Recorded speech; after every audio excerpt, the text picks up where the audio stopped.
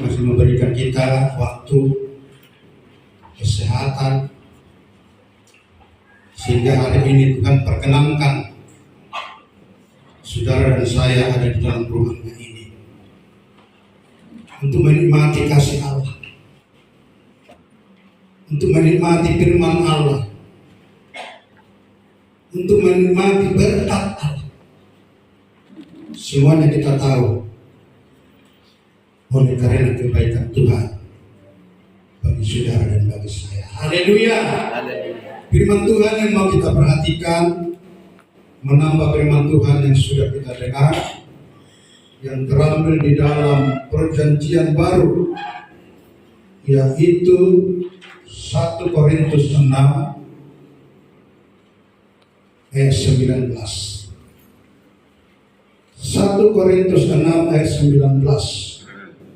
Kita akan sama-sama membaca ayat firman Tuhan, satu ayat. 1 Korintus 6 ayat 19. Jika sudah ditemukan, katakan amin. 1, 2, 3.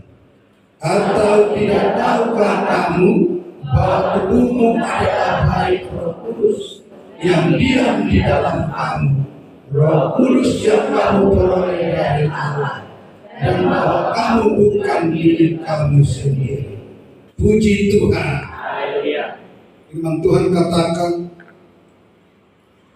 tidak tahukah kamu bahwa tubuhmu adalah bait Roh Kudus yang diam di dalam kamu, Roh Kudus yang kamu peroleh dari Allah, dan bahwa kamu bukan milik kamu sendiri. Bapak Ibu Saudara yang dikasihi oleh Tuhan, firman ini Rasul Paulus sampaikan kepada jemaat yang ada di Korintus, di mana Rasul Paulus menjelaskan bahwa sesungguhnya hidup kita ini bukan milik kita lagi. Setelah Yesus mati, Yesus bangkit, dan Yesus mau naik ke surga. Artinya Bapak Ibu Saudaraku, supaya kita mengerti, supaya kita sadar lewat kematian Yesus itu, lewat kebangkitan Yesus itu, bahwa sesungguhnya hidup kita ini bukan milik kita, tapi milik siapa, saudaraku? Milik Allah, milik Yesus. Maka saudara dan saya hari ini bukan milik kita lagi, melainkan milik Allah. Puji Tuhan. Ini yang disampaikan oleh Rasul Paulus, saudaraku yang dikasihi Tuhan. Yang dimaksud di sini, saudaraku, bahwa sesungguhnya hidup kita ini harus dipimpin Roh Kudus, harus dilindungi Roh Kudus, harus diarahkan Roh Kudus, harus diajari Roh Kudus. Maka hari ini saudaraku, bagaimana tanda seseorang itu memiliki Roh Kudus? Kalau tadi firman pertama sudah menyinggung ketika akhir zaman ada nabi-nabi palsu, ada pengajar-pengajar sesat atau pedagang yang tidak memberitakan firman Tuhan dengan kebenaran firman Tuhan, dan itu bisa membuat manusia yang tidak penuh dengan Roh Kudus bisa akan tergoda, bisa akan tertarik untuk masuk ke sana. Maka untuk itu sebenarnya, agar kita sadar bahwa kita adalah bukan milik kita sendiri, maka sesungguhnya saudara dan saya harus sungguh-sungguh memiliki Roh Kudus dalam setiap kehidupan kita. Haleluya. Maka Rasul Paulus katakan di sini tadi dalam ayat 19 itu, lalu dia bertanya bahwa tubuhmu adalah baik Roh Kudus. Dan kalau sudah tubuh kita ini baik Roh Kudus, hendaklah kita dipimpin oleh Roh Kudus. Hendaklah kita diarahkan Roh Kudus. Hendaklah kita berperilaku seperti perilaku Roh Kudus. Hendaklah kita berkata-kata seperti kata-kata Roh Kudus. Hendaklah kita berbicara seperti berbicara Roh Kudus. Nah, Bapak Ibu Saudaraku, dalam ayat ini dikatakan bahwa kita adalah baik atau rumah Roh Kudus, di mana Roh Kudus tinggal di dalam diri kita. Roh kita yang diperoleh daripada Allah. Jadi ketika kita renungkan firman ini, bahwa kita ini tinggal Roh Kudus. Saudara tahu dan kita tahu Roh Kudus itu adalah membawa damai. Roh Kudus itu membawa ketenteraman. Roh Kudus itu membawa sukacita. Maka sesungguhnya itulah yang ada di dalam setiap kehidupan kita. Maka sesungguhnya itulah yang terpancar dari setiap kehidupan kita. Nah, Bapak Ibu Saudara yang dikasihi Tuhan, di perjalanan kita ini, terkhususnya anak-anak Tuhan, pasti akan menghadapi banyak tantangan, pasti akan menghadapi banyak persoalan, pasti akan menghadapi banyak pergumulan. Dan jika kita pakai dengan kekuatan kita, dengan kemampuan kita, dengan kepintaran kita, sesungguhnya kita tidak akan mampu. Sebab hidup manusia itu sesungguhnya adalah sangat terbatas. Maka untuk kita mampu sanggup berjalan mengiring Tuhan di tengah-tengah keadaan dunia yang bergelora ini, tentu sekali saudaraku, ada satu oknum yang mau bersama-sama dengan kita, yaitu Roh Kudus yang mampu dan sanggup menolong saudara dan menolong saya. Maka ketika kita, maka timbul pertanyaan, apakah tandanya? Tanda utama seseorang Kristen yang telah memiliki Roh Kudus dalam dirinya. Ahado tandana hala Kristeni narokto di purbadia yoluna. Sehingga Rasul Paulus katakan bahwa tubuhmu adalah baik Roh Kudus.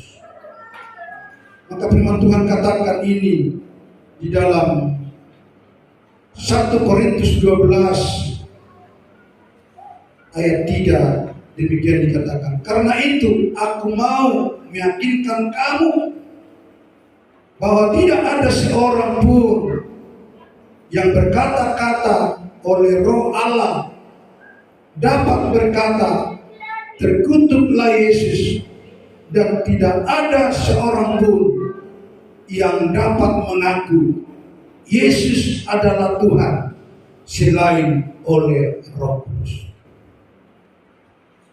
Bapak Ibu saudaraku yang dikasihi Tuhan, dalam ayat ini disebutkan bahwa orang yang memiliki Roh Kudus tidak akan mampu mengutuk Yesus.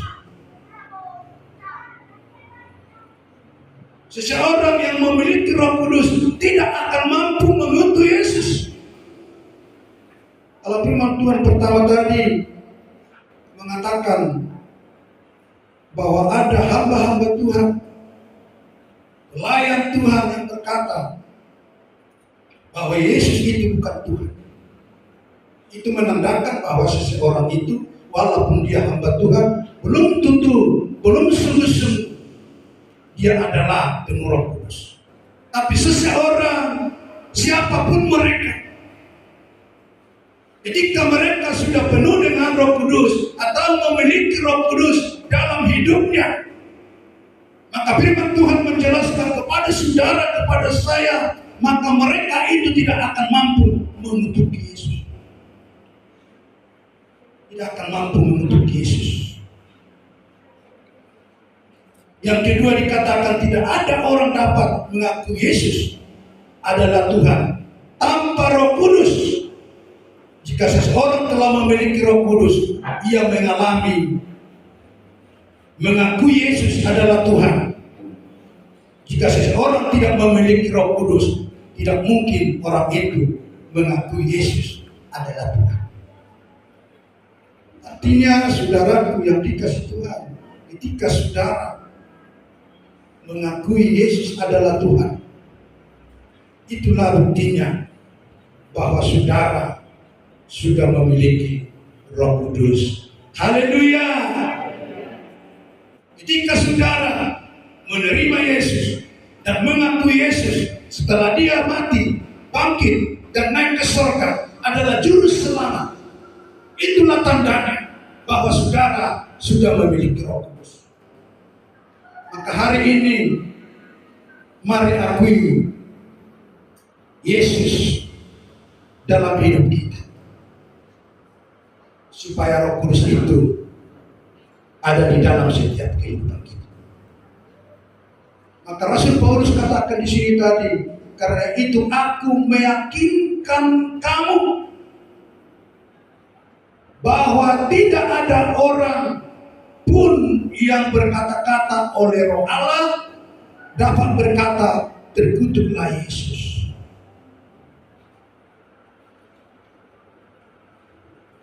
Jadi Rasul Paulus ini meyakinkan jemaat yang ada di Korintus, sama tadi kepada yang di Tesalonika itu. Rasul Paulus meyakinkan, sekalipun di air sama ada banyak orang seakan-akan penyampaian firman itu, penyampaian kata-kata itu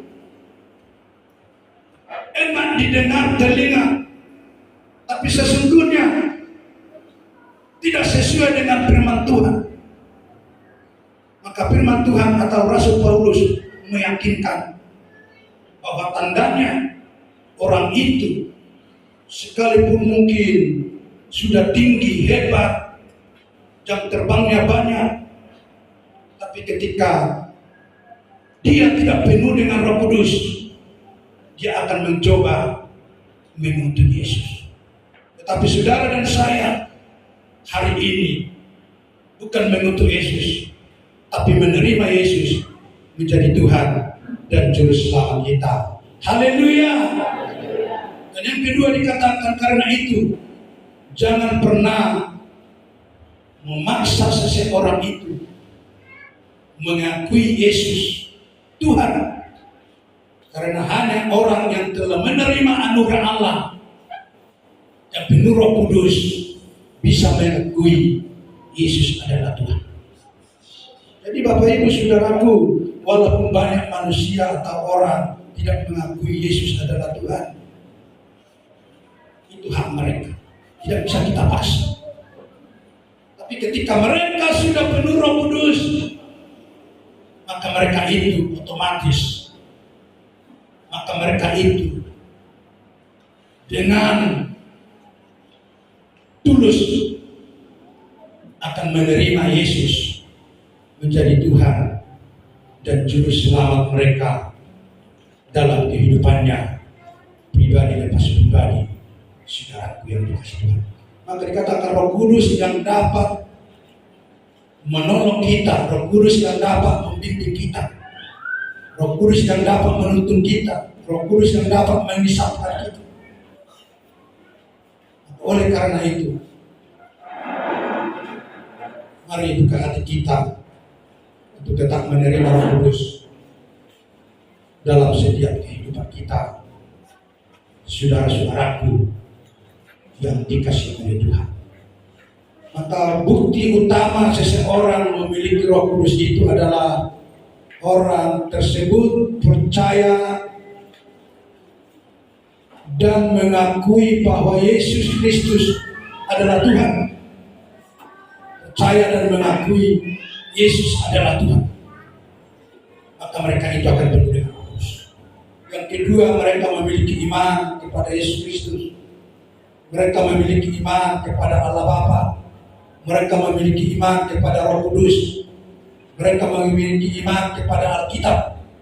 Dan mereka memiliki iman kepada seluruh kebenaran.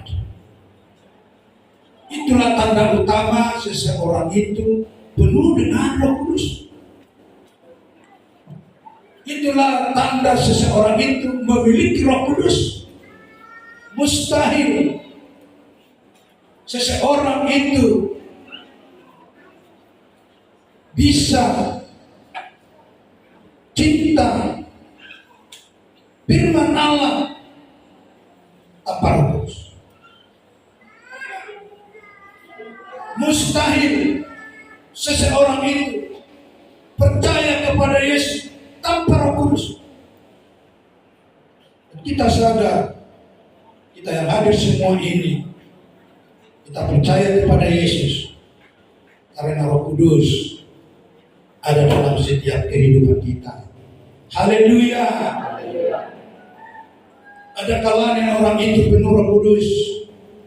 Contohnya, ketika mereka melakukan sesuatu, lalu mereka menyadari, oh saya sudah berbuat salah. Saya sudah melakukan yang tidak berkenan kepada Allah. Itu adalah kuasa Roh Kudus.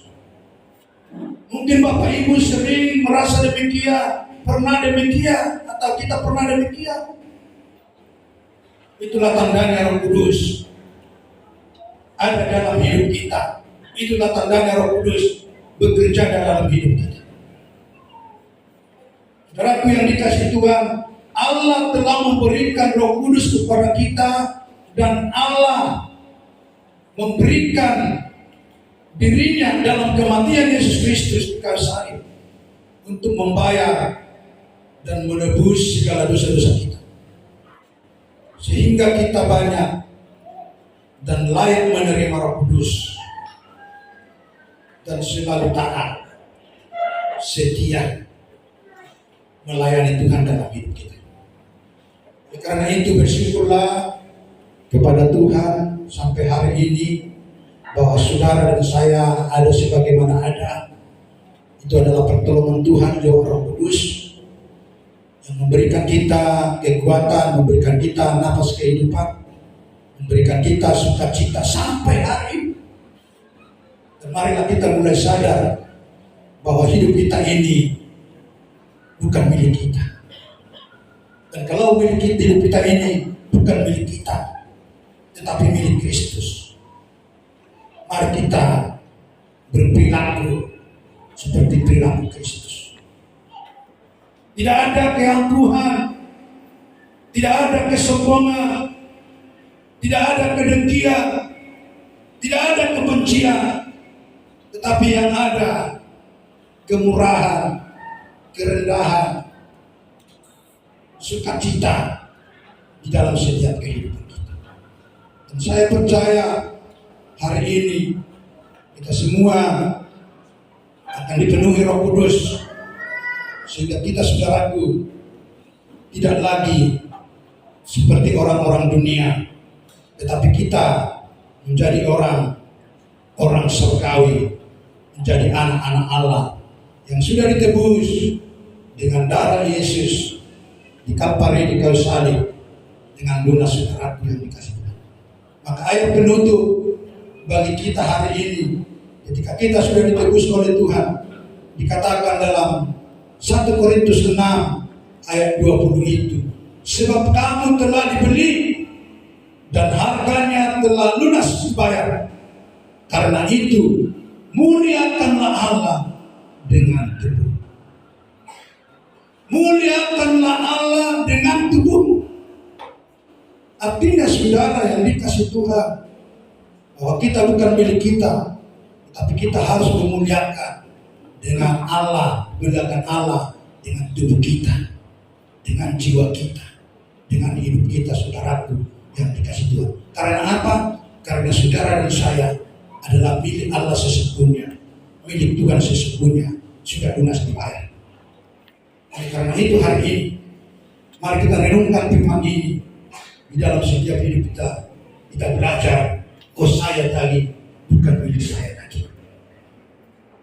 Biarlah suka-suka Tuhan bagi hidup saya. Mau apa Tuhan lakukan, mau apa Tuhan kerjakan dalam hidup saya, terserah Tuhan, kehendak Tuhan yang terjadi pada hidup saya.